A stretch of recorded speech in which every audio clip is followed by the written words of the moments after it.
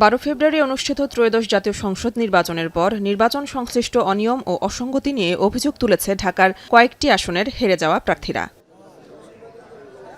শনিবার সকালে রাজধানীর পল্লবীতে নিজ কার্যালয় সংবাদ সম্মেলনে ঢাকা 16 আসনে পুনরায় নির্বাচনের দাবি জানিয়েছেন ওই আসনের বিএনপির পরাজিত প্রার্থী আমিনুল হক। অভিযোগ করেন, ইলেকশন ইঞ্জিনিয়ারিং করে এই আসনের ধানের শীষের প্রার্থীকে হারানো হয়েছে। ইঞ্জিনিয়ারিং মাধ্যমে কিভাবে আমাকে হারানো যায় সেই ব্যবস্থা তারা করেই একদম সরকারি মদদে তারা এই কাজগুলো করেছেন, যাতে টার্গেট করে আমাকে হারাতে হবে, এইভাবে তারা এই জিনিসগুলো করেছেন। নির্বাচন কমিশন এবং রিটার্নিং কর্মকর্তার বরাবর আমরা চিঠি দিয়েছি যে ভোট পুনর্গণনা করা হোক, পাশাপাশি পুনর্গণনা না হওয়া পর্যন্ত এটার গেজেট স্থগিত করা হবে এবং আমি পুনর্নির্বাচন চাই।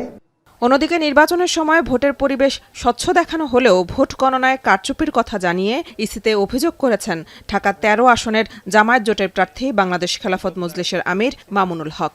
এবং নির্বাচন কমিশন নতুন রিন গভীর থেকে পরিষ্কার করে কাপড়কে রাখে নতুনের মতো উজ্জ্বল। নতুন রিন অ্যাডভান্সড পাউডার। তার অভিযোগ, ভোটের ব্যালটে প্রতীকগুলো পাশাপাশি হওয়ায় 4000-এর বেশি ভোট বাতিল হয়। অনেক কেন্দ্রে রেজাল্ট শিটে পোলিং এজেন্টের স্বাক্ষর নেওয়া হয়নি বলেও অভিযোগ তার।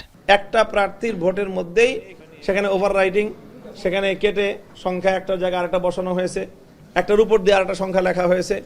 এই সবগুলি ঘটনা একজন প্রার্থীর ক্ষেত্রেই ঘটেছে। অন্য প্রার্থীদের ভোটের সংখ্যার মধ্যে এই ধরনের কোনো সিটের মধ্যে নেই। এটা হলো দ্বিতীয় কষ্ট। এতে প্রমাণ হয় যে পরিকল্পিতভাবে ভোট গণনার শেষে একজন প্রার্থীর ভোট বেশি দেখানোর জন্য সেখানে পরবর্তীতে সেটাকে ওভাররাইটিং করে ওটাকে বৃদ্ধি করে দেখানো হয়েছে।